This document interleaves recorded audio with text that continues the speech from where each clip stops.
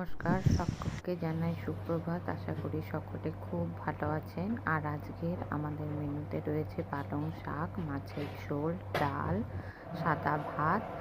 আর এগুলোকে সমস্ত কিছু আমি ভালো করে পরিষ্কার করে নেবো। এখানে ডালটা বসিয়ে দিয়েছি আর এর মধ্যে দিয়ে দিলাম একটু গরম জল করতে, কারণ সমস্ত কিছু ভালো করে গরম জলে ধুয়ে নেব।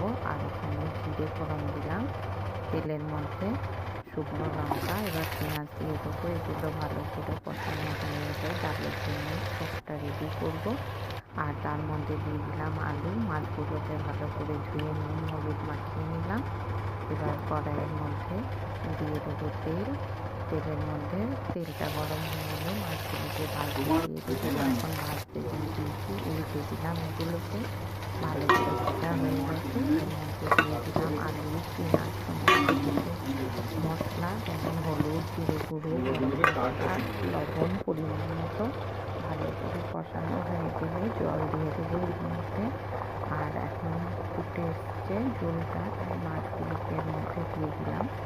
এবার মাছগুলোকে দিয়ে একটু ভালো করে ফুটিয়ে নেব, তারপরে এটাকে বন্ধ করে দেবো। আমি এভাবে বানিয়ে থাকি। আর তারপরে পালং শাকের জন্য পেঁয়াজ, লঙ্কা আর একটু কালো জিরে ফোড়ন দিয়েছিলাম। এবার হলুদ লবণ দিয়ে দেবো, মিষ্টি চাইলে আপনারা দিতে পারেন। আমি যেহেতু খাই না তাই দিইনি। আর এর মধ্যে একটু বানিয়ে নিয়েছিলাম মাছের ঝাল। আর বিকেলে চাটাও একটু এর মধ্যে রাখলাম, ইন্ডিয়ান তো, তাই একটু চা না রাখলে হয় বলুন। যাই হোক, আপনারা কি বানাবেন সেটা একটু আমাকে জানাবেন। আর যদি ভিডিওটি ভালো লাগে